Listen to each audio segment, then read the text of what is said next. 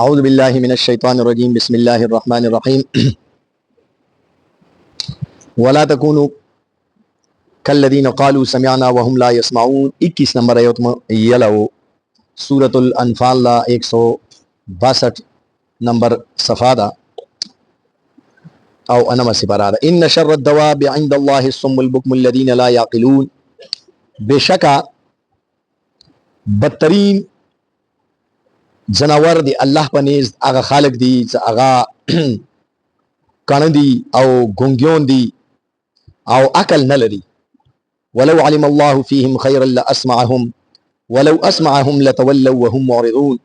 او کچری الله رب العزت په هغه کې خیر معلوم کړه وا نه هغه تبي ور اورولي وای. ولو اسمعهم لتولوا وهم معرضون. او کچری الله رب العزت هغه باندې ور اورولي وا نو هغه به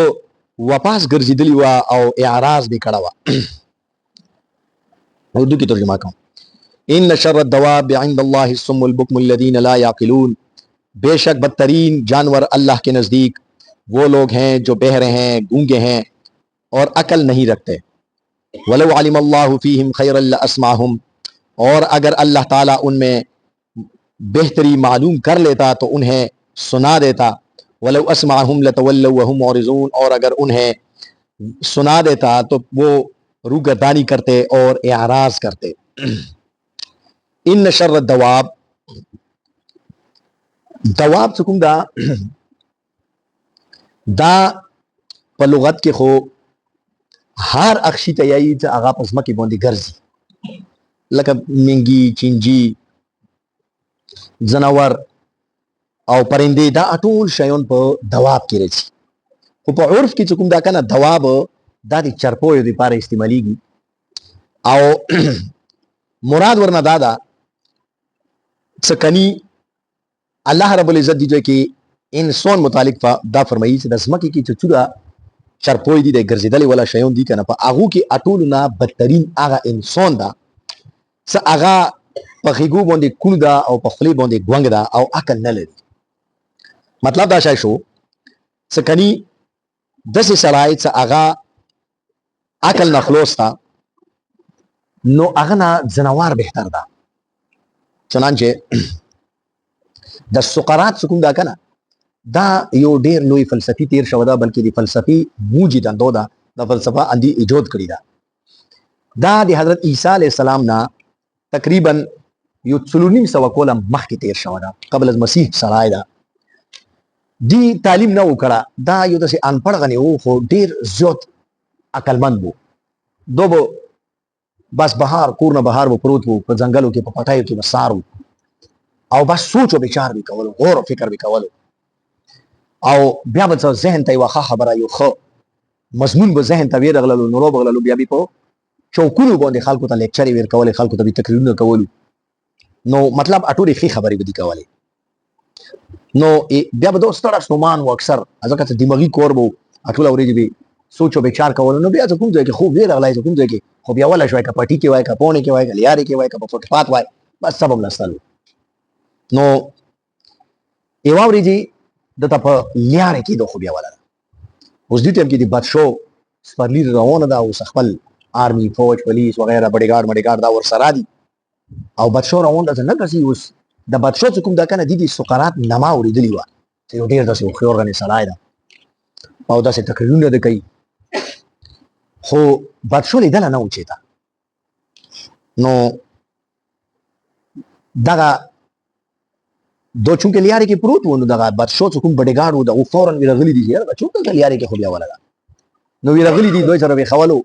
خو بیا ولا ډیر گهري نیند کی اخیری بادشاہ کوم د خپل حیوان شو ورته یاره دا چوک ده مونږ نه خبر ته بادشاہ سلامات روان دا پروت او غټ ماس کی دا بادشاہ ویرغله ده لګته یې کړی دیلی ته چکشا نو دا چکشا ولا بس نوستا سترګې مرګي سولولې دي دا بادشاہ ته یې دي چې ته مو پیژاندې نه څه چوکیا او تر وټ مانس کې پروت نو دیو ته ویل چې یاره نور خدای نه پیژنده خدای لګتی نه موته داسې معلوم شي لکه خار یې ما بادشاہ ته ډېر غوسه شو لاړو ته چې یاره عجیبه سړی ته پاتې نشته څه چوکیا دغه بزرونه د سمندرونه د غلې د محلې د پټي د بغونه دا ټولې مو دي بد شو یم زه نو سکراتو ته ویل داس چل ده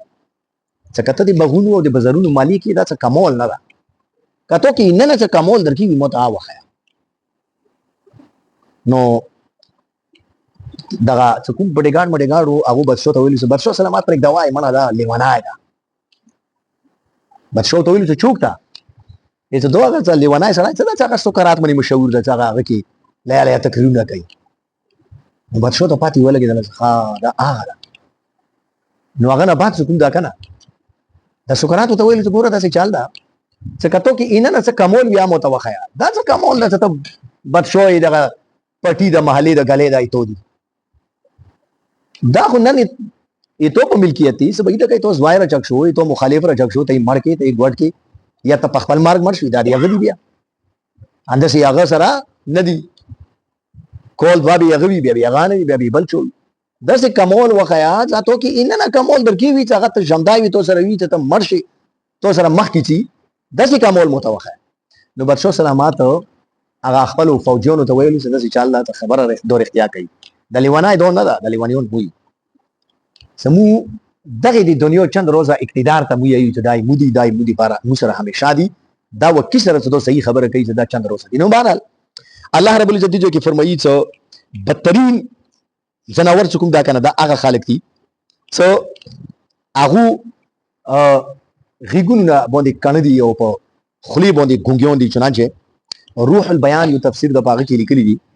چې دا انسان چې کوم دا د خلقت په حساب سره فرشتونه افضل نه ده فرشتونه افضل دي انسان مفضول ده او انسان څخه کله جدوجہد او مهنت په ځون باندې وکي کنه بیا دو فرشتونه افضل شي خو کچېری انسان په ځون باندې مهنت ون نکي بیا دو شیطان ته ورنږدې شي بیا دو جناورونه بتا شي چنانچه الله رب العزت سوره 3 کې فرمایي چې لقد خلقنا الانسان في احسن تقويم انسان مو ډېر ښه کالب کې جوړ کړل ډېر ښه ډنچې کې مو جوړ کړل ډېر خوښتا مو جوړ کړل ثم رددناه اسفل سافلين بیا دو انتهایی په پسته کې وګرځي یعنی مطلب دا شاید څه خلقي هو سره انسان ته کوم دا ډېر خوښتا ډېر حسین او جمیل ډېر په اټولو جناورو کې د انسان نه منابل نشته خو څه کله دو په ځون باندې مهنت ونه کې بیا اسفل السافلين ته بیا دغه غټیا شي چې د دنیا د کیړې مکوړو او د جناور چې کوم دي د سپیکو کې کیا دینه بهتر شي نو خبره دا شاید سو الله رب العزت په دې کې دا اشاره ور کوي چې ګوره کوم سړی چې به ربي اوس دې کې مفسرین ونه تعالی کړي دا چې ګوره الله رب العزت دې کې انسان ته دا یلی دي چې په انسانانو کې بدترین هغه خالق دي چې هغه کڼ دي او ګونګیون دي اوس دې کې دوه ټکي الله رب العزت استعمال کړی دي یو کون یو ګوان د کون کوم ته د غیګونو په هغه وی خاتم غیګونه کور نه کوي او د ګوان خلی په کور نه کوي اوس الله رب العزت د اوریدل ټکا आवाज وروستل سمون او بوک مونږ د غږیدل ټکا ورستر وروستل مفسرین فرمایي چې دا نقطه ده سکنی د انسان اکثر حالات کوم دا کنه هغه زندگی ډیره حساب په اوریدل تیریږي په غږیدل اقامت تیریږي ځکه زیات احتیاط کوم دا کنه هغه د غیګونو طرفنا ضروری ده او دغه نقطه ورکه دا هغه کوي نقطه بیانوي مفسرین چې اصلا کې دغه کې د خلی ذکر ورسته وکړو د غیګونو کوم شي سره تعلق وو د هغه ذکر یوال وکړو دینه مطلب دا شاید سکنی وورا ډیر غږیږي کا د غږیدل متعلق لګ احتیاط وکړه او نن سبا کوم دا کنه ګورم غږیګو ډیر ټول اورځي غږیګو او په دا غږیدل کې کوم دا کنه دي کې خیر نشته حدیث شریف کې راځي چې من کان یؤمن بالله والیوم الاخر فليقل خيرا او ليصمت تاسو کې کوم سړی چې الله او آخرت باندې ایمان وروړي هغه ته دا پکور د هغه ښه خبره وکي کبي نشي کوي ښه خبره نه خاموش وي نو بهرحال دبل هغه کې ولو علم الله فيهم خيرا لاسمعهم ولو اسمعهم لتولوا الله تعالی فرمایي چې دغه کې خدای په خیر لیدل واده کفارو کې نو دغه ته به د اوریدل توفیق ورکړه دې متعلق علامه فخر الدین رازی رحمت الله علیه تفسیر کبیر کې لیکلي دي چې د قصي ابن کلاب دا د قریشو غورنه کې تیر شو او دا هغه کاستا سو د خانه کعبه کوم دا کنه دا د اولاد اسماعیل وا ځکه اسماعیل علیه السلام جوړ کړی و د اسماعیل علیه السلام اولاد دو وا بیا یمن نه کوم دا کنه یو قوم روغله ساغو ته بنو خزاعه نه وشو بیا د بنو خزاعه کوم دا کنه دغه هغه دا کوم د اسماعیل علیه السلام اولاد وو دغه نه د مکی قبضه وخصله دغه چې کوم دا کنه ورړي کړل ورپسې نو دا قبضه دغه سره بیا بنو خزاعه سره وا نو دا د سیو څخه قابض بیا د قصي ابن کلاب څخه کوم دا کنه دی کوشش وکړو ها خپل جمعیت راجام کړو خلق ما کې خپل راجام کړو اتفاق او ته جوړ کړو د بنو خزاعه څخه کوم دا کنه بیا وترول وی بسلو او دوباره څخه کوم دا کنه په خانه کعبه باندې قبضه وکړه نو د قصي ابن کلاب ډیر په قادر نذیر سره وته دغه قریشو کې لیدو چې دا یو ډیر موکي یو زوروار سړی او ډیر خيور سړی تیر شو نو دغه کوم دا کنه پیغمبر اسلام د مطالبه وکړه چې دا چې چالو کته تخریای چې دا کولون کوم دا کنه دا دی الله کلام دا مې سره نه کته خو ما خدا دی خبره ته راندي بیا د سی وکړه چې د قصي ابن کلام ترجمه دای کا دوه د متوي چې یرا دا قرآن مجید مو باندې او د محمد صلی الله علیه وسلم دی الله نبی دا نو دای موږ څنګه خبر نه کړه بس دی خبره مو نو الله رب العزت فرمایي ولو علم الله فيهم خيرا لاسمعهم کچيري توسو کې اوس دې کې دي خيرا معنا مفسرین بیان کړی د طلب حق یعنی کچيري دا مطالبه د دې مقصد لپاره کولای چې حاکم علماء نو خو بیا به مونږ ته دا کور وته کړاوه خو مت پاتې دا چې دغه ته کاغار شمدای شي او ته وایي کنه بیا یا دغه نه مني دغه ته څه फायदा نشته ده الله تعالی فرمایي ولو اسمعهم لتولوا وهم معرضون کچيري دغه ته اغا وایي یا کنه د خبره ورمنې زور وور یا کنه بیا یا دغه منی نه ویلې چې دغه کې دی اوریدلې او بیا دې منلې ما دا نشته اځکه چې صرف اوریدل چې پاګه کې منل نوي دا بلا سود دا بلا فائدہ ده اوریدل هغه نافع وي هغه فائدہ من وي چې کوم کې منل دغه کې دې منلې ما دا نشته نن سبا دي مسلمانانو دي مو هولاند غلغله چې ته تقریرونه چې ته درسونه چې ته جلسې چې ته د سیرت ولا چې ته د مختلفو نمو باندې جلسې او دغه تقاریر دي جمعو کې د اوري دی دغه تعلیمونه د تبلیغ ولا فضائل اعمال وغیرہ را سي روزي چې کوم کې تبدیلی نه راځي تبدیلی د کې ځکه نه راځي چې مو کې سماع نافع نشته د نفي ولا د فائدې اخستل ولا اوریدل مادام کې نشته مو د منلې نیات سره خبره ووروله بس صرف هغه ټیم پاسای مو ته حدیثونو کې دا راغلي دي چې یا الله ذکر ته خې خبرې ته کېنې نو ډېر لوی ثواب ده بس مو دین نیات سره کېنې چې ما کا ثواب وشي دا نشته ته یاره دا اوریدل مو خپل ژوندۍ کې ورو ولې چې د ژوندۍ کې بداله لکه صاحب کرام زید اجمعین الله دې موږ ته نیک عمل توفیق